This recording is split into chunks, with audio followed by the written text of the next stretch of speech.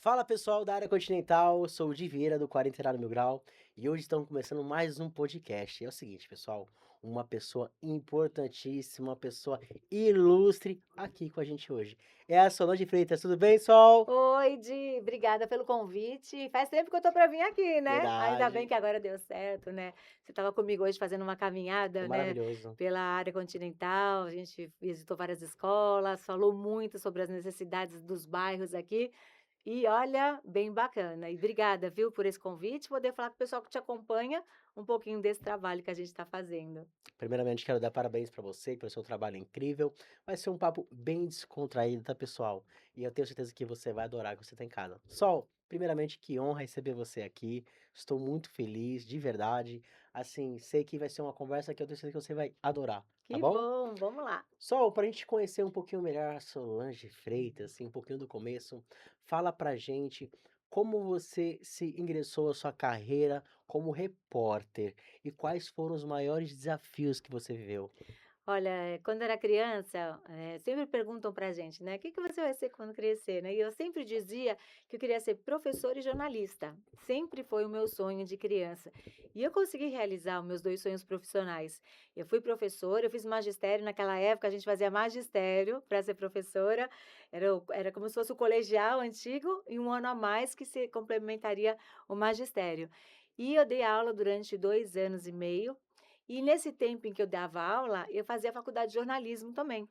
E aí, quando eu decidi que eu queria ir para o jornalismo, aí eu parei as aulas e fui buscar algo na minha área. E foi quando eu consegui o meu primeiro emprego como estagiária no último ano da faculdade, na antiga TV Litoral, que hoje é o Santa Cecília, né? Naquela época só tinha a TV Litoral. E ali começou a minha jornada. Aí passei por várias emissoras até chegar na TV Tribuna, que foi a minha última jornada profissional como jornalista antes da política. Legal, ó, tá vendo, pessoal, como são as coisas? Sol, assim, a gente já via você na TV, mas a gente acompanhou mais a Sol, assim, quando entrou aquela luta da Ponte dos Barreiros, que você vinha aqui, sol e chuva. Eu lembro dos seus vídeos entrando nos ônibus. Tem um icônico que viralizou, que é você aqui na, na, no Quarentenário, entrando e conversando com as pessoas. Assim, existia já uma paixão pela política ou foi ali que começou, falou: "Meu, eu preciso lutar por essas pessoas"? Explica um pouquinho melhor pra gente. Na minha vida não existia paixão nenhuma pela política. O meu sonho de criança, eu nunca falei: "Ah, um dia eu vou entrar na política, ah, um dia eu vou ser vereadora, prefeita, deputada", nada, nunca. E eu tinha o mesmo preconceito, digamos assim, que a população tem Uhum. e a mesma bronca dos políticos que a população tem de tanto que a gente vê coisa errada, né, falcatruas, prisões, eu fico triste quando eu vejo prisões de deputados, por exemplo, né, porque eles empobrecem Sim, aonde eu sim. estou hoje, né, na Alesp como deputada. E graças a Deus, na Alesp, a gente não tem tido escândalos como esses, que a gente tem visto aí na Câmara, no Senado, de uma forma geral, em outras, assembleias legislativas. Mas quando falam de deputado, de um político, eu fico mal também, porque isso vai piorando a imagem que a população tem dos políticos, que sempre foi a minha. E o que aconteceu na Ponte dos Barreiros foi sim um divisor de águas. Eu trabalhei durante 30 anos como jornalista e a Ponte dos Barreiros, as pessoas nem sabem, tudo aconteceu, com as minhas reportagens, desde o fechamento da ponte, porque já havia uma discussão, né, a ponte tem que ser fechada, não tem manutenção, é um risco, é um perigo. O promotor pedia para fechar, a prefeitura ia lá, alegava um monte de coisa que ia fazer, o juiz não dava liminar, não fechava. E assim foi durante vários meses, até que um dia eu recebi do Kenny, né, que ele Sim. era deputado, ele falou assim: "Solange, eu recebi um laudo do IPT que diz que a Ponte dos Barreiros, o grau máximo de acontecer uma tragédia, já chegou. Era o Nossa. número 1, né, na nota deles, que era o grau máximo. Então ela podia desabar no dia seguinte, dali um mês, dali um ano, 10 anos, não se sabia. Mas ela já estava no grau máximo de risco de acontecer uma tragédia. E aí, quando eu falei com o meu diretor, né, na TV, eu falei assim: "Olha, a gente precisa mostrar esse Verdade. laudo, assim, a gente tem que evitar uma tragédia, porque pode acontecer uma tragédia". E aí quando eu fiz a reportagem, a gente ouviu todas as pessoas, quando a gente ouviu o governo do estado e os técnicos do IPT, realmente, é assim, poderia acontecer uma tragédia. E aí eu fiz a reportagem no finalzinho de novembro de 2019. 2 dias depois, o juiz mandou fechar a ponte. Aí não teve nenhuma justificativa da prefeitura que fizesse o juiz não fechar a ponte. Ela causou muitos transtornos, o fechamento? Causou. Sim. Foram 7 meses, eu acompanhei como jornalista todos os transtornos, e aí eu comprei essa briga, fiquei em cima, lutando, buscando quem quer resolver o problema, tentando amenizar, coloca mais linha de ônibus, aí deixaram andar pela ponte, e a gente via as pessoas desmaiando ao chegar no final da ponte. Quantas pessoas eu vi e acompanhei tudo isso. E isso acabou me trazendo algo, e assim, meu Deus, será que São Vicente não tem jeito? Será que é só coisa ruim para a cidade, que ninguém quer ajudar São Vicente? E aí muita gente começou a falar isso. Ai, Solange, tu tem que vir, você tem que ser candidato a prefeito, tal. E pela primeira vez na minha vida, eu pensei nessa possibilidade, porque até então nunca tinha passado pela minha cabeça. Sempre me convidavam todos os anos de eleição para eu vir candidata a alguma coisa, e eu sempre falava: nem continua essa conversa, que senão você vai perder uma amiga. E só que dessa vez eu pensei, foi difícil a decisão, porque era uma mudança radical na minha vida. Eu morava em Santos. Então, eu mudei para São Vicente, eu mudei de profissão, eu saí de uma profissão que eu amava e que eu amo, jornalismo, Sim, para entrar no mundo político, que eu sei que era muito complicado, não sabia qual seria o resultado da eleição e nem sabia se ia ter eleição, porque naquele ano se falava que poderia até ser cancelado por causa da Covid, que foi o sim. primeiro ano da Covid. Então, o ano de 2020 para todo mundo foi um ano muito difícil no mundo todo. Para mim também teve essa mudança. Além de passar por tudo isso, eu mudei de cidade, eu mudei de profissão e entrei nesse mundo louco da política. E foi por causa do que aconteceu na Ponte dos Barreiros. Eita, essa ponte, ele marca histórias lindas como essa, porque eu também comecei com a ponte. De uma outra forma, mas também foi a ponte que começou a fazer meus vídeos se tornar virais, as pessoas conhecer, enfim. Também foi nessa Foi época? nessa época, foi quando eu comecei. Fiz alguns vídeos de, humor crítico, sabe. Sim, eu E o lembro humor disso. lembra? Eu O humor ele lembro, eu espalha, né. lembro. Eu só não sabia que tinha começado nessa Foi época. mais ou menos naquela época. E só, assim, uma coisa que me bate muito, assim, você é uma mulher. E sabemos que as dificuldades para a mulher é muito maior. Sim. Eu gostaria de escutar de você, que você conversasse com o nosso público, quais são as maiores dificuldades, sendo mulher, estando nesse meio, enfrentando o preconceito, enfrentando toda a dificuldade que tem? Em todas as áreas para a mulher é muito mais dificultoso, né? A gente tem que ficar fazendo mais coisas para provar que a gente tem capacidade, e mesmo assim tem preconceito, tem machismo, e às vezes o machismo vem de outras mulheres também, Sim, porque hoje os homens, eles foram criados por mulheres também, e às vezes lá atrás, talvez a gente tenha errado. Eu falo, a gente, as mulheres, na educação. Antigamente, como se educava o filho? Ah, o homem pode tudo, uhum, pode ir para a rua, tá? A mulher a gente tem que preservar mais, ficar dentro de casa, a mulher tem que ser preparada para o casamento. Lá atrás foi assim. E talvez isso a gente tenha errado. Não foi um erro proposital nem nada, nem de maldade, mas talvez isso tenha feito o que hoje é em relação às mulheres. E é isso que a gente também tem que ir mudando. E na política é muito pior. É 1000 vezes pior. acho O machismo é um mundo masculino, é um mundo machista e que muitas vezes não é valorizado o trabalho que a mulher faz. Só que a gente está mostrando, eu entendo que com o meu trabalho, a gente tem mostrado, eu e outras pessoas, outras mulheres, têm mostrado que a gente é capaz, que a gente tem um olhar mais humano.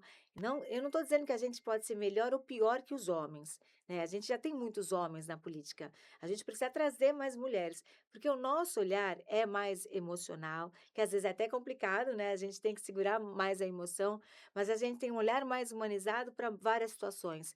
Então, nada melhor do que no sistema público a gente tenha homens e mulheres. sim. Só que hoje a gente tem muito poucas mulheres ocupando cargos, ocupando mandatos, né, na Lesp, como nós somos em 94 deputados, 20 e poucas mulheres apenas, ainda é um número maior que nós temos, Uhum. né, na Lesp, e mesmo assim a gente tem muito poucas mulheres nesse meio e precisa ter mais.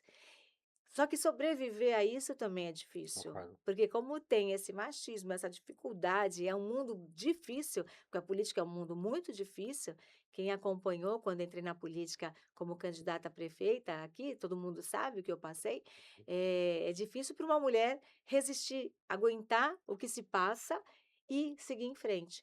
Então, muitas acabam desistindo. O que que eu tenho feito? Eu tenho feito nesses meus 3 anos, desse meu primeiro mandato, várias ações com as mulheres, montado grupos, montado, campanhas, projetos de leis que estão tramitando também, que está falando sobre a questão da mulher, juntando essas forças e fazendo ações de verdade para as mulheres se sentirem, acolhidas. Até para combater essa violência doméstica, o feminicídio, a gente precisa fazer com que uma rede funcione, mas mostrar que nós estamos juntas, entendeu? E que nós não queremos ocupar espaço de ninguém e que uma mulher, ela tem todas têm espaço. Então não precisa, "Ah, não, não vou apoiar a mulher", não, porque tem mulher que não apoia a mulher. Tem mulher que tem esse preconceito, Sim, mas tem que mostrar que tem espaço para todas. E a gente pode unir forças para lutar contra toda essa violência que nós mulheres estamos sofrendo, seja violência doméstica, violência de gênero na política, a violência qualquer que a gente sofra. E mostrar que nós estamos lá, estamos dando as mãos. E aí a gente tem feito também várias ações, eu tenho ajudado várias entidades que fazem um trabalho de qualificação profissional para as mulheres, de empreendedorismo, e isso está aumentando, interessante. né? A gente começou a engatinhar nisso, mas está se espalhando. E a ideia é fazer com que as mulheres tenham espaço e que a rede funcione também para dar todo o suporte para essas mulheres. Essas mulheres, e eu me incluo também, porque eu também preciso de ajuda, né? Olha, quando eu entrei na política, o que eu sofri de violência por ser mulher. Eu tenho certeza que se eu fosse um homem, nas mesmas condições que eu, um jornalista que decidiu entrar na política, veio candidato a prefeito de São Vicente, não teria sofrido um quinto do que eu sofri. Assim, eu acompanho o seu trabalho e eu posso falar de pautas que eu vejo você levantando, contra o feminicídio, e que abrange a mulher, os ônibus, que a gente vai entrar nesse assunto daqui a pouquinho, que também a grande parte das pessoas que trabalham são mulheres.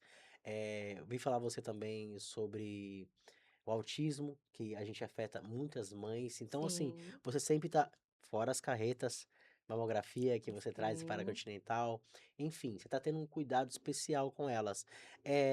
Tivemos, recente 3 casos de feminicídio aqui na área continental. A gente fala na nossa região porque a gente, né, e aqui no Samaritá, no Rio Branco, eh o que a gente deve fazer, assim, um trabalho de prevenção, de conscientização? O que você acha que a gente deve ter um carinho especial aqui?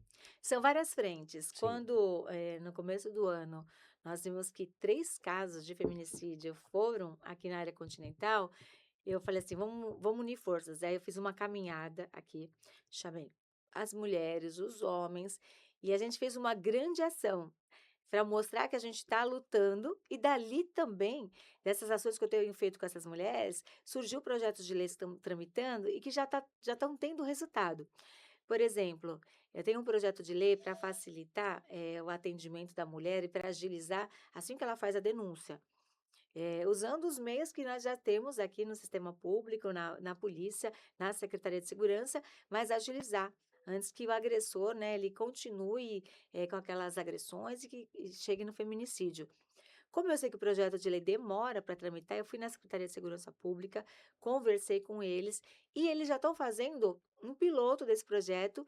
Eles decidiram começar por Santos, porque Santos já tinha a estrutura que precisava e já começou lá. Então, lá começou a mulher, quando ela tem um problema, ela já liga para a PM, ela não vai precisar ir para a delegacia, vai uma equipe até o local, até a casa dela, onde está sofrendo agressão, e já vai fazer o boletim, já vai dar toda a atenção e já vai espalhar as informações para o sistema.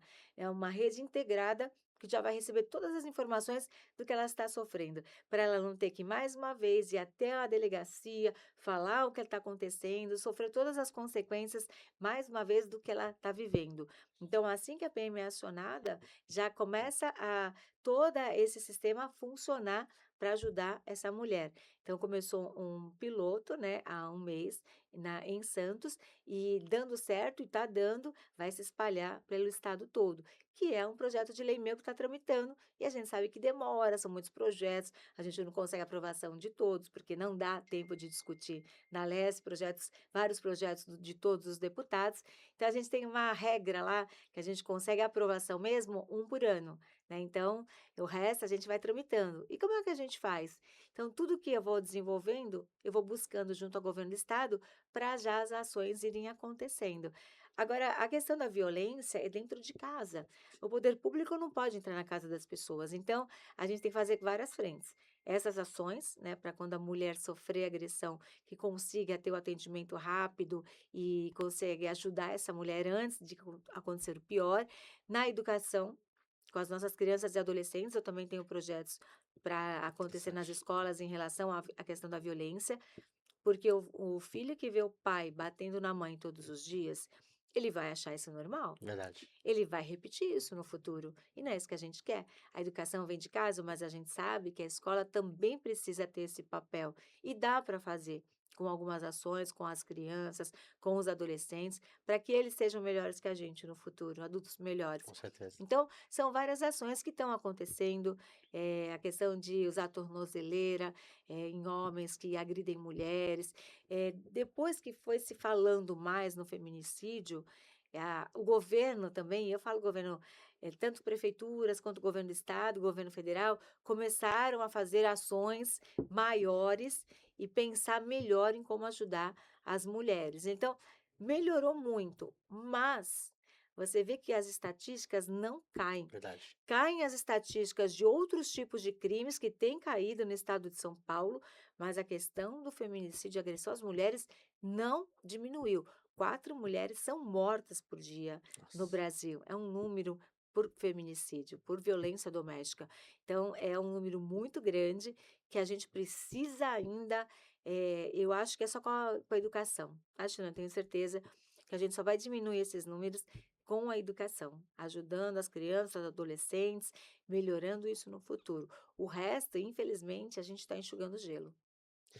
Sol, pra gente daqui a pouco mudar o assunto, eu queria aproveitar, assim, eu vejo você uma mulher forte, né, e pra encarar isso tudo tem que ser forte, Tem que ter coragem, coragem, e coragem. isso é primordial.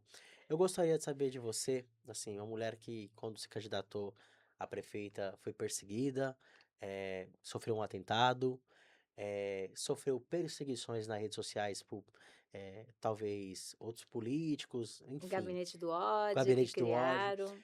Como é que você lidar com isso tudo? Perseguições, com esse fato que aconteceu na sua vida marcante, enfim, sua carreira não vai parar e eu acho que infelizmente isso tende a continuar, né, esse gabinete do ódio. Sim. Fala um pouquinho sobre isso. Então, quando eu vim para esse desafio e fui candidata a prefeita de São Vicente, eu sabia que não ia ser fácil, porque eu já vinha recebendo ameaças. Antes mesmo, quando começou a se ventilar na cidade a possibilidade de eu vir candidata, foi a fase que eu ainda estava pensando realmente, né? Eu não tomei uma decisão de assim, não, vou e pronto. Não, eu pensei muito, né, sobre isso. Eu entrei no partido, mas ainda estava pensando sobre isso, né? Aí já começaram algumas agressões da forma de ameaças. "Ah, se você vier, você vai ser massacrada". E aí eu falei: "Vamos ver". Quando eu decidi mesmo, aí todo mundo falava assim para mim: "Não vai, Solange, não vai. Você está bem no jornalismo, não vai nesse mundo louco da política, você não vai aguentar, porque você não gosta de ver coisa errada, você não vai conseguir ficar". Aí quando eu decidi, todo mundo falou: "Não, se você vai, então eu vou te apoiar. Foi corajosa, vou te apoiar". Eles falaram assim: "Não vai", mas quando eu decidi ir, vai, todo mundo me apoiou, entrou comigo nessa luta. E eu sofri todo tipo de violência, nunca tinha sofrido violência por ser mulher, sofri todo tipo de violência por ser mulher. Violência psicológica, violência física, tentativa de me incriminar do meu próprio atentado, que isso foi provado depois com os 2 caras que foram condenados, estão presos até hoje.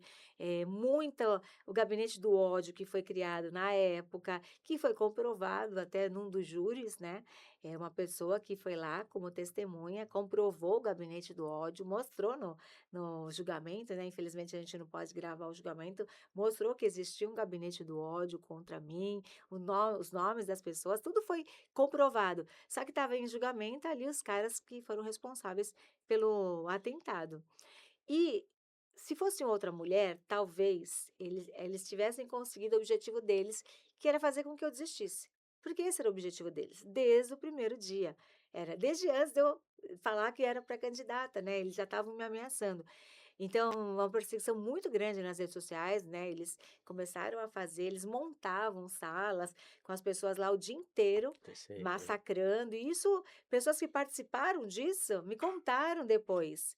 Poxa, na época eu até me arrependi, mas eu fiz esse trabalho para eles, trabalho sujo para eles, de ficar o dia inteiro fazendo montagens, falando mentiras sobre o meu nome. Foi uma coisa muito forte que eles fizeram e que hoje ainda fazem, mas aquela época foi muito pesada. Tanto que eu estava entre as 10 candidatas a prefeita do Brasil mais atacadas no Nossa senhora. Instagram. Eles eu fiquei entre as 10 mais atacadas, para você ver no ranking como foi pesado o negócio. Outra mulher já teria desistido. As pessoas que trabalhavam comigo, as mulheres, falavam: "Poxa, desiste, não é isso não é Pelo para amor de Deus. você", entendeu? E eu não desisti. Eles não conseguiram o objetivo deles, que era não desistir. O segundo turno foi ainda eu ganhei o primeiro turno, o segundo foi mais difícil, né, houve uma união de forças todas contra mim, tudo que aconteceu, todo mundo sabe como foi aquela Sim. eleição, eu não pude fazer campanha nas comunidades, fui proibida de entrar nas comunidades, foi uma difícil, mas eu não desisti. Quando terminou a eleição, eu não venci a eleição, mas no final parece que saiu um peso das minhas costas, de tanta violência que eu sofri, um peso. E aí eu falei assim: eu vou continuar na política? Eu falei assim: eu vou continuar. Eu preciso ver se não dá.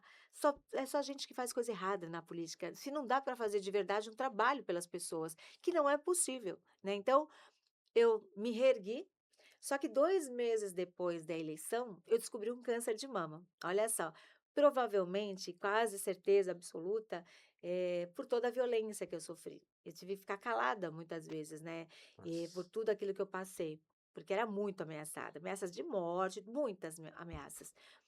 E acabei, tendo um câncer de mama. Só que também, mais uma vez, eu falo, em 2 meses, a vida e a morte me testou, né, foi o atentado, depois 2 meses depois, o câncer de mama, Meu Deus. mas mais uma vez eu falei: "Não, eu vou à luta e vou enfrentar a doença". Fiz todos os exames, fiz a cirurgia, depois a radioterapia, foram 15 sessões, e agora, para minha alegria, que isso foi em janeiro de 2021, eu até fiz um vídeo recentemente, né, umas 2 semanas, mostrando que eu estava tomando meu último comprimido do tratamento, Eu vi. porque eu tinha que tomar um remédio por 5 anos. Aí eu fiz meus exames, o médico viu que estava tudo Tá, certo, ele que falou: beleza. "Pode parar, acabou o teu tratamento, agora você pode dizer que está curada pela medicina", realmente. Eu sempre falava que eu já estava curada, porque eu fazia os exames e não aparecia mais nada, então na minha cabeça eu já estou curada. Os médicos chamam esse período de remissão, Sim. né. E agora eu tomei meu último comprimido, estou muito feliz.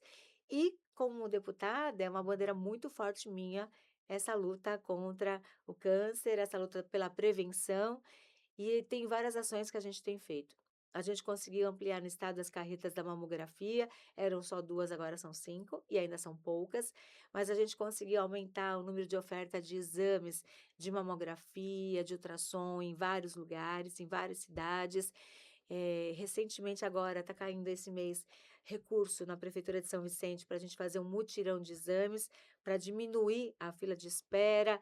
Está caindo também recurso, por exemplo, para a cidade de Bertioga, nós compramos 2 aparelhos de ultrassom, para outras cidades também a gente fez mutirões para diminuir a fila, com a nossa parte e com os recursos como deputada, fora a nossa luta junto à Secretaria de Saúde do Estado, ampliando serviços. Ainda falta muita coisa? Falta sim.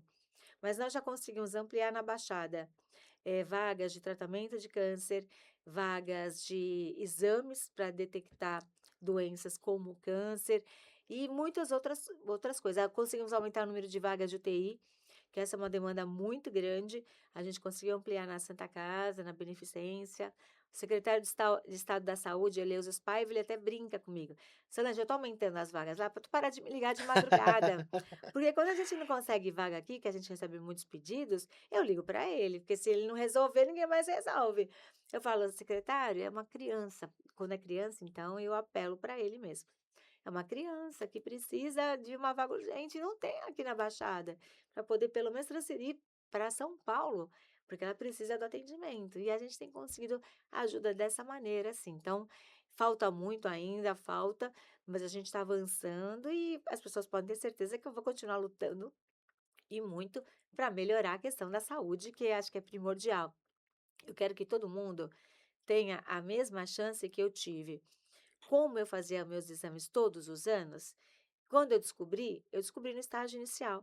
Se eu não tivesse feito a mamografia e ultrassom das mamas naquele mês de janeiro e tivesse, não, depois eu faço, quando eu fizesse, ele já poderia estar no estágio Com avançado. certeza. E ele estava no estágio inicial. No estágio inicial, ele estava pequenininho. Então, é difícil porque é câncer do mesmo jeito, é ruim do mesmo jeito. Mas aí a cirurgia foi mais simples, digamos, eu não precisei tirar o seio. O meu caso não era quimioterapia, porque o meu era hormonal, por isso que meu tratamento se alongou por 5 anos com esse remédio. Eu tive que fazer 15 sessões de radioterapia. Se ele tivesse maior, talvez eu precisasse fazer muito mais sessões, que é agressiva a radioterapia, em mim não foi, né, e eu consegui, não tenho nenhuma marca nem nada, então isso é importante. Então se você descobre no estágio inicial, além de do tratamento ser menos pior, eu digo, eu uso esse termo porque é menos pior, a chance de cura é de mais de 95%. Então, a minha luta é para que todas as pessoas possam, se tiver a doença, descobrir no estágio inicial e chegar à cura, ter o tratamento adequado e chegar à cura. Nossa, a história é incrível. Acho que é até bom a gente falar sobre isso, porque assim, as pessoas costumam ver as nossas vitórias, mas não conseguem entender as nossas lutas, né? Sim, Então é muito forte isso tudo. É só uma coisa que eu admiro em você é assim, igual você falou, antigamente, quando eu cresci, não gostava de política, só que a gente vê que a política está em tudo, e a tá gente em precisa tudo, entender. A gente exatamente. precisa entender para a gente buscar os nossos direitos, enfim, muitas coisas. E assim, a gente viu numa política antiga aqui na cidade, aquela, aquela, aquela guerra, exemplo, o meu partido é esse, o seu é aquele, a gente não se ajuda. É, isso é E ruim. você participou de uma eleição para prefeito em Caiamado, aonde ele foi eleito, e logo após você veio para deputada e a cidade te abraçou, te elegeu, e você abraçou a cidade também. Independente que era o Caiamado ou outra pessoa, outro partido, você veio, trouxe recursos para a cidade. E eu Sim, gostaria que você falasse sobre isso, sobre não olhar quem está lá e fazer sua parte e fala um pouco sim. sobre isso. Foi uma disputa bem ferrenha, né? A disputa pior foi o primeiro turno, né? Onde teve toda aquela violência. Mas no segundo turno nós ficamos em lados opostos e foi uma disputa desleal também, né, o que foi feito também eu não gostei, mas acabou, a eleição acabou, ele é o prefeito e ele está governando a cidade onde eu moro, inclusive, né. Quando eu decidi vir para a política, eu vim para ajudar São Vicente. Foi São Vicente que me trouxe para a política, foi São Vicente que me tirou do jornalismo e me trouxe para a política, porque eu morava em Santos, e eu tinha uma outra profissão, então foi São Vicente. E aí eu não ganhei a eleição, mas eu decidi continuar em São Vicente e ajudar a cidade que eu tinha certeza e ainda tenho que é a cidade que mais precisa de ajuda. Então, eu decidi ficar na cidade e ele é o prefeito. E você quer o quê? Que a cidade onde você mora, que ela cresça. Então, num primeiro momento, a gente não conversou, ele ainda era contra mim, né? Ninguém me ajudou, na parte política, na minha eleição para deputada, foi a população que me ajudou e que me elegeu. E quando eu fui eleita deputada, eu sabia que eu precisava conversar com o prefeito, porque senão, se a gente entrasse nessa guerra, o que que ia acontecer? Ele poderia não aceitar minhas emendas, todo o trabalho que hoje eu faço e que ajudo muito a cidade, poderia não acontecer se ele não quisesse. Se eu mando uma emenda, a emenda passa pela prefeitura, eu posso mandar para as ONGs também, mas você precisa mandar recursos para Com a certeza. saúde, para a educação, para a segurança, né, para ajudar a cidade. E aí eu fui conversar com ele. Mesmo ele tendo jogado contra mim na minha outra eleição para deputada, eu fui conversar com ele e a gente chegou num acordo. Falei assim: "Eu quero ajudar a cidade, eu preciso ajudar a cidade, né, como deputada e como moradora e como pessoa que gosta de São Vicente.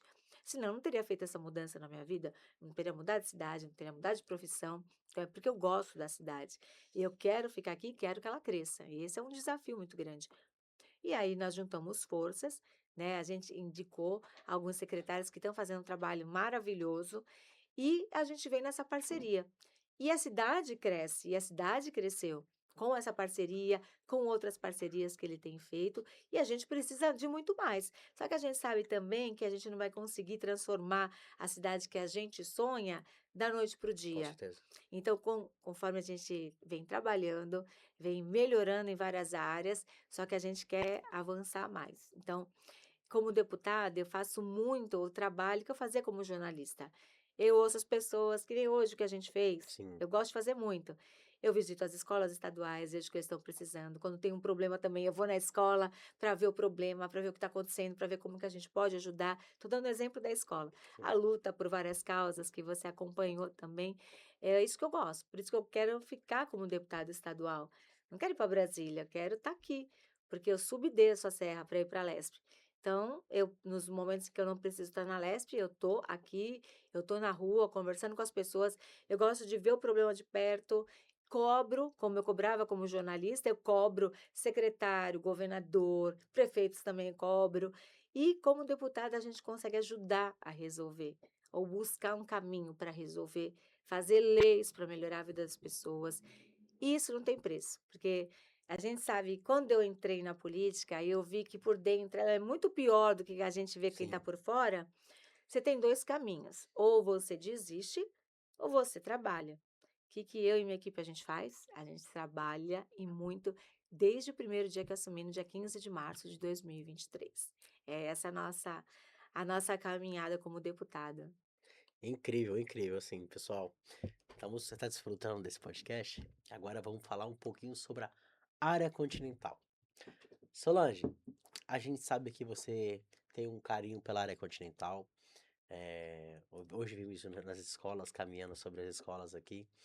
Trouxe iluminação pro Gleba, que isso todo mundo comentou nos outros bairros. Ah, Olha, que novidade! Será que chega aqui? Enfim, você tem um trabalho nos ônibus, trazendo não só um ar-condicionado, eu acho que é qualidade, né? Da gente sim, sair daqui, chegar no seu trabalho, enfim. E muda a vida das pessoas, querendo ou não, porque as pessoas começam a entender que elas merecem um pouco de mais qualidade. sim, E agora está vindo um VLT para a área continental. sim. Fala um pouquinho o quanto irá mudar isso, como você enxerga essa vinda do VLT para a Continental? Fala um pouquinho sobre isso. Como eu tenho lutado muito pela questão da mobilidade, melhorar o transporte, o ar-condicionado nos ônibus intermunicipais nunca teve. Sim, E quando eu assumi como deputada, eu falei: não, vou comprar essa briga, não é possível que a gente ainda continue sem ar-condicionado. E foi uma maratona. Né? Foram várias reuniões com a MTU na época, que eu vi que não ia dar em nada. Aí fiz abaixo-assinado, pedi ajuda para a população, entrei nos ônibus junto com a minha que legal. equipe, nos pontos de ônibus, falava: "Assina abaixo-assinado, assina abaixo-assinado, assina abaixo-assinado".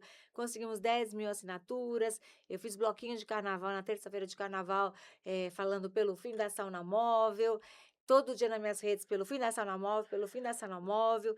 Em todos os eventos que eu ia, eu falava para o pessoal: "Vocês têm que ajudar nessa luta, os funcionários de vocês, eles usam esses ônibus, eles chegam cansados no trabalho, suados, e no dia seguinte a mesma coisa, a mesma coisa, a mesma coisa. Então vocês têm que ajudar, né?". Eu conclamei todo mundo para entrar nessa luta e deu certo, tá dando certo. Os primeiros 100 ônibus chegaram em 2024, o governador cumpriu o que ele falou, quando eu contei para ele, ele falou que na época ele não sabia, que não tinha. Olha a importância da gente ter pessoas que batalham de verdade, não fingem que trabalham. Porque assim, quando eu fui falar com o governador, eu peço um monte de coisa para o governador, sempre pela população. E quando em 2023, quando eu assumi meu primeiro ano, era o primeiro ano dele, eu falei: "Governador, as pessoas estão desmaiando dentro dos ônibus na Baixada".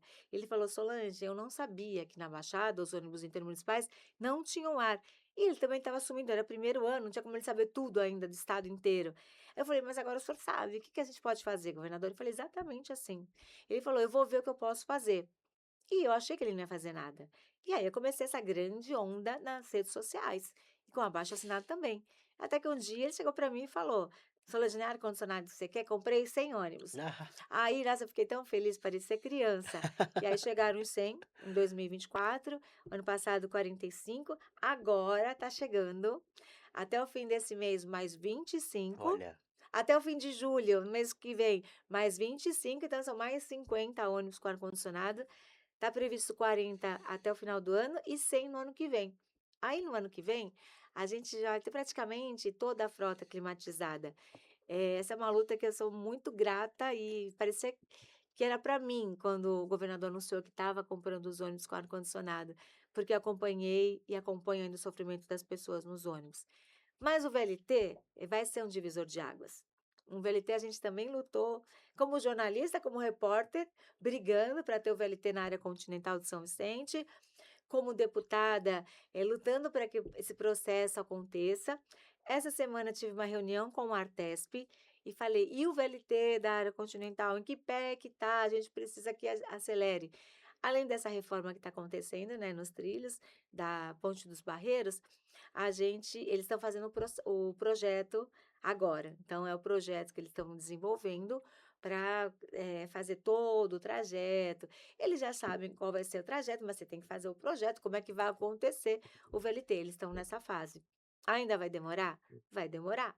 Porque ainda está no projeto, está finalizando a ponte, depois que finalizar a ponte, aí vai finalizar o projeto, que está em andamento, mas que demora, tem prazo de 1 ano, mais ou menos, para desenvolver o projeto. Aí depois, para escolher como é que vai ser feito, esse processo, se vai ser uma PPP, quem que vai fazer a obra, e até a obra ser concluída, vão longos anos aí ainda. Infelizmente, ainda vão longos anos. Mas a gente também está no pé para que, o processo ande. Como a gente está no pé para a terceira pista da Imigrantes, que vai acontecer, o túnel Santos-Guarujá, a gente também está no pé do VLT para a área continental. Vai acontecer. E aí vai melhorar demais essa questão do transporte, né, então, só que enquanto não acontece, a gente tem que ter ar-condicionado em todos os ônibus. com E tem certeza. que melhorar um pouco esses ônibus aí que estão muito lotados ainda. Por mais que tenham muitos ônibus, tem horário de pico que é complicado, né. E tudo que eu recebo, a pessoa fala: "Ah, linha tal, tá sem ônibus, não sei o quê". Eu mando tudo pra Artesp, porque agora é a Artesp que cuida dos ônibus intermunicipais. Eu mando tudo para eles, cobro a solução. A gente já conseguiu várias mudanças no transporte, fazendo reuniões, a gente conseguiu mudar ponto de ônibus na Vila Margarida, aqui na área continental também reclamaram. E quando chegar nos primeiros ônibus, a gente pediu para começar por algumas linhas de São Vicente, né, começou pela 942, e agora a gente está lutando para que esses ônibus estão chegando agora, para que venham mais linhas com ônibus aqui também para a área continental. Ah, que show. Pessoal, você vê, né, que coisa boa, como é bom escutar ela. Imagina aqui, nessa cadeira. Sol, eu queria perguntar pra você, assim, eh, na sua opinião, eh, o o povo vicentino, o povo da área continental, eh, acolheu você, acreditou em você. Que você acha? Na sua opinião, será porque você se coloca no lugar das pessoas, que é algo que você fala sempre? Acho talvez foi o jornalismo, que você estava dentro da casa das pessoas, mas por que o povo vicentino acreditou em você e criou essa conexão, na sua opinião? Como jornalista, e é fato, eu dava as notícias e nas minhas cobranças, era a cobrança que as pessoas queriam fazer para as autoridades, prefeitos, vereadores, governador, quem que estivesse ali para responder por alguma coisa que estava ruim. E eu ficava indignada mesmo, porque você estava ali entrevistando, você percebia que a pessoa estava mentindo, que estava enganando, estava enrolando. Eu só não podia falar isso, porque como jornalista tenho que ouvir os 2 lados, mas você sentia isso. Então, a minha cara já mostrava tudo da minha indignação, eu sentia a dor. Porque quando você está lá fazendo a reportagem, você está sentindo que a pessoa está sofrendo, vendo o problema e, assim, e vendo que do outro lado, a pessoa está falando: "Não vai acontecer", você sabe que não vai acontecer. Tanto que tinha uma reportagem que eu fazia aqui em São Vicente, que cobrava algumas autoridades aqui, que se você pegava 4 anos, 4 anos falando a mesma Não, coisa, é. e nada aconteceu. Então, assim, e eu ficava muito indignada, então cobrava muito, ia muito para cima, tanto que os prefeitos na época nenhum gostava de mim, todo mundo falava mal de mim, ninguém queria que eu fosse entrevistar eles, mas não adiantava, era eu mesmo, tinha que engolir. Pediam minha cabeça na TV, vários pediram, mas não conseguiam porque faziam um trabalho sério. Uhum. E aí as pessoas me viam uma pessoa que lutava de verdade Sim. por elas, e era verdadeiro, porque eu lutava. Então, e esse sangue de jornalista é o sangue que eu tenho hoje. É a mesma Solange, e a minha preocupação era essa: "Será que vão gostar da Solange deputada também?".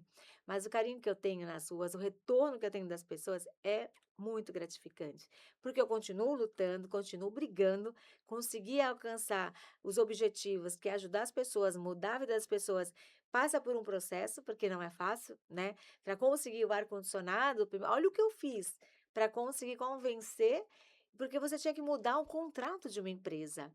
Né, eles alegavam assim: "Ah, não dá porque tem um contrato, o contrato não diz isso". Falei: "Mas a gente não pode aceitar isso". E foi quando eu falei com o governador, né, eles deram um aporte diferente para poder ter esses ônibus com ar-condicionado.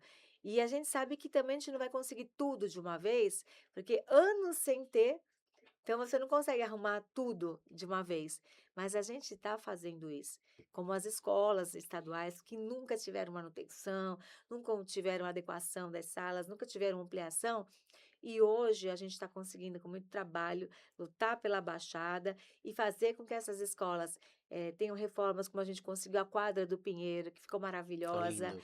Aí eu mandei recurso, emenda para a quadra da Mário Covas, que os alunos estão sem usar. A gente está conseguindo lá fazer uma reforma para eles poderem usar a quadra e outras também que a gente está fazendo esse trabalho. Então, assim, lutando muito para ajudar essas escolas. Várias vão ser ampliadas agora, várias escolas vão ser reformadas, várias escolas já têm agora ar-condicionado, porque quando a gente assumiu em 2023, 5% das escolas tinham ar-condicionado. Agora muitas têm e todas vão ter. A meta já era para até o ano que vem todas terem ar-condicionado. Mas houve um problema em recursos que vieram do governo federal e não chegaram, atrasou o cronograma. Mas quase todas vão ter até o ano que vem. Então, assim, é um trabalho difícil, árduo. Você tem que insistir. Você não pode mandar ofício: "Ah, coloca ar-condicionado na escola tal". Você tem que mandar ofício para oficializar, mas só isso não dá certo. Você tem que trabalhar, tem que Uhum. fazer reunião, tem que ficar em cima, tem que cobrar. E você liga para uma secretaria e liga para outra, para o processo funcionar. Se não fizer isso, as coisas não acontecem. Sol, a gente falou muito sobre a força da mulher e eu queria aproveitar isso para entrar nesse último assunto. Assim, a gente mora numa área continental, que o primeiro bairro de entrada é o Quarentenário, é um bairro que está revitalizando, está crescendo, e que tem o nome da irmã Dolores, que é uma mulher que lutou pelo Quarentenário e recebeu essa homenagem, né? E trouxe a primeira escola do Quarentenário, o Raul Rocha. E eu vejo o seu trabalho, a sua dedicação, em querer trazer uma escola para o Quarentenário, um lugar que hoje tem 19.000 pessoas, né, e as pessoas têm que sair daqui e ir lá para o Rio Branco, 5 quilômetros, para poder estudar. Uns vão a pé, outros vão de bicicleta, e quem pode vai de lotação, ônibus no caso. Qual é a importância para essa população, para essas pessoas, para o futuro desses jovens, uma escola aqui no Quarentenário? Como é que pode, né, não ter uma escola estadual aqui no Quarentenário, assim, é inadmissível. Quando, estava a Joelma, que é a dirigente anterior, né, agora tá sem ninguém, a gente já estava conversando com ela, com algumas autoridades, a gente estava conversando com o subprefeito, né, o Thiago, falando sobre isso. Algumas pessoas nos procuraram também, estudantes, quando começou aquele negócio de querer fechar as salas de aula à Sim, noite, eles me procuraram, e aí começaram a falar dessa demanda, e a gente já vem estudando isso. Agora, no quarentenário, eles estão fazendo uma movimentação, né, de fazer um abaixo-assinado para ter essa escola. E eu já marquei uma reunião com o Vinícius Neiva, que é o secretário executivo de educação do estado, para levar essa demanda. Então, tô falando assim, vocês fazendo abaixo-assinado, eu vou levar a demanda, a gente vai mostrar os números para ele, da importância de ter uma escola estadual. A gente já tem o não. O que que a gente sim, vai fazer? Vai atrás do sim, do sim. Mas eu falei para eles: "A gente precisa unir forças", sim. sabe. Quando a gente une forças, a gente consegue. Às vezes não consegue na hora, mas com a nossa persistência, com o nosso trabalho, com a nossa união de forças, a gente consegue. Foi assim com os ônibus. Quando eu chamava outros deputados, ninguém quis abraçar a minha ideia. Falei, gente, vamos correr atrás do ar-condicionado. Acho que ninguém acreditava nisso. Eu pedi ajuda de quem? Da população. Fiz um abaixo-assinado e deu certo. Então, assim, quando a gente une forças numa causa tão importante, uma hora a gente consegue. Então, a gente já tem o não, agora a gente vai atrás do sim. E eu acho que vai dar certo. Se não for agora, porque a gente tem um cronograma de Sim, várias escolas para serem climatizadas e reformadas, a gente mostrando os dados para o governo, falando da importância de ter essa escola e a dificuldade de quem sai daqui para um bairro mais distante, quando a gente mostrar isso, no mínimo a gente vai sensibilizar. A gente sabe que tem problemas assim no estado inteiro, mas ganha aquele que luta mais, ganha aquele que trabalha mais, ganha aquele que insiste mais, ganha aquele que prova mais aquela realidade que é necessária. E a gente vai conseguir, eu tenho certeza, se não for agora, mais para frente a gente consegue. Sol, assim, eu quero fazer a última pergunta para você. Estou muito feliz em receber você. É Obrigada muito, pelo carinho. incrível. Eu gosto muito de aprender. Então, quando eu escuto pessoas que falam coisas que lutam pelo futuro, que são, eu olho assim, há 10 anos atrás eu era adolescente. Hoje eu tenho 3 filhas e a gente luta pelo futuro dos nossos filhos, né? 3 filhos você Três tem? filhas, três Olha, qual a filhas. idade? Uma de 10 e 2 de 3. Ai, 3 meninas. caramba, que E, legal. enfim, aí é uma coisa que a gente aprende, eh, e eu vejo muita verdade no que você traz, muita verdade na sua luta, E é e eu verdadeiro. sinto representado, assim, sabe, assim, meus filhos vão estar em boas mãos. Eu quero perguntar para você, eh, a Solange, agora vamos entrar em breve em período eleitoral, eh eh, como você visa esses 4 anos que estão por vir? A gente tem uma meta na nossa vida, né. Sim. A minha sempre foi usar, o meu trabalho, já que eu estou ali trabalhando, que eu faça ele, com muita maestria, que eu faça ele da melhor forma, que eu dê o melhor de mim, e sempre foi assim na minha vida. E se eu posso ajudar as pessoas com o meu trabalho, por que não fazer isso? Então, como professora, né, dei aula durante 2 anos e meio, naquela época era a 2ª e terceira série, corresponde hoje ao terceiro e quarto ano, Aham. né. E eu amava dar aulas, eu gosto pra caramba de ensinar, então a gente fez um trabalho como professora, depois como jornalista, eu me dediquei pra caramba, não era só notícia que eu queria dar, eu queria aproveitar com aquela reportagem, poder ajudar aquelas pessoas que estavam precisando de qualquer problema, desde o buraco de rua, que aquele buraco estava infernizando a vida de uma rua ou uma comunidade ou de uma quadra, não importa. Aquilo estava errado e tinha que ser resolvido. Então, eu gostava muito de fazer esse trabalho como jornalista e usava para ajudar as pessoas também. E na política, eu tenho feito isso. Eu vislumbro que a gente precisa avançar em várias áreas. Nesse meu primeiro mandato, esses 3 anos, né, completei 3 anos em março, foram muito produtivos. Eu trabalho, eu e minha equipe, né, minha equipe ela pensa como eu, ela gosta de ajudar as pessoas, ela gosta de ter esse intuito, eles são meu reflexo. E a gente trabalha muito, isso pode gostar ou não de mim, mas ninguém pode dizer que eu não trabalho, ninguém pode dizer que eu não tenho esse olhar, ninguém pode falar isso, porque eu trabalho pra caramba, eu ajudo muito com o meu trabalho, faço de verdade as coisas acontecerem. E é isso que eu quero para os próximos 4 anos, sabe. Desenvolver ainda mais esse trabalho, essas causas que nós estamos lutando, que elas continuem e que seja ampliado. Então e dá para fazer, e dá para fazer. Tem muitas outras causas que a gente luta, o Bom Prato, que foi a Sim. nossa luta quando fechou no centro, a gente conseguiu pelo menos eu fui contra o fechamento, mas fecharam, a gente conseguiu que não perdesse algumas refeições, fazendo 3 unidades do Bom Prato móvel. Há uma promessa do governo de fazer um bom prato fixo. Na Vila Margarida, a gente só não conseguiu ainda, porque eles abriram o chamamento e ninguém se interessou. Você Meu acredita Deus. nisso? Tava tudo certo para fazer o bom prato fixo agora no lá Verão. na antiga Itecri, lá na vila, lá no México. E aí abriram o chamamento, nenhuma empresa se interessou. Então eu já fiz várias reuniões com o estado, com a Secretaria de Desenvolvimento Social, para ver se a gente consegue reabrir o chamamento ou buscar um outro lugar para poder fazer esse bom prato fixo. Então são várias lutas. Então e a gente está lutando. Então as pessoas sabem que a gente está lutando, está brigando e tem muita coisa acontecendo, mas tem muita coisa ainda que pode acontecer mais. Sol, muito obrigado pela presença. Obrigada, eu que Pode contar agradeço o comigo. carinho, sabe, obrigada por ter me convidado para esse teu espaço aqui, o pessoal que te acompanha, saber um pouquinho do que a Solange deputada está fazendo. E que o pessoal me acompanhe nas redes sociais, né, que a gente faz como se fosse uma prestação de contas do nosso trabalho. Eu sou Solange Freitas. É isso aí, pessoal. Você do 49 Mil Grau, acompanhe com carinho o trabalho da Solange, tá bom? E você vai ver muito mais coisa aqui com a gente, tá?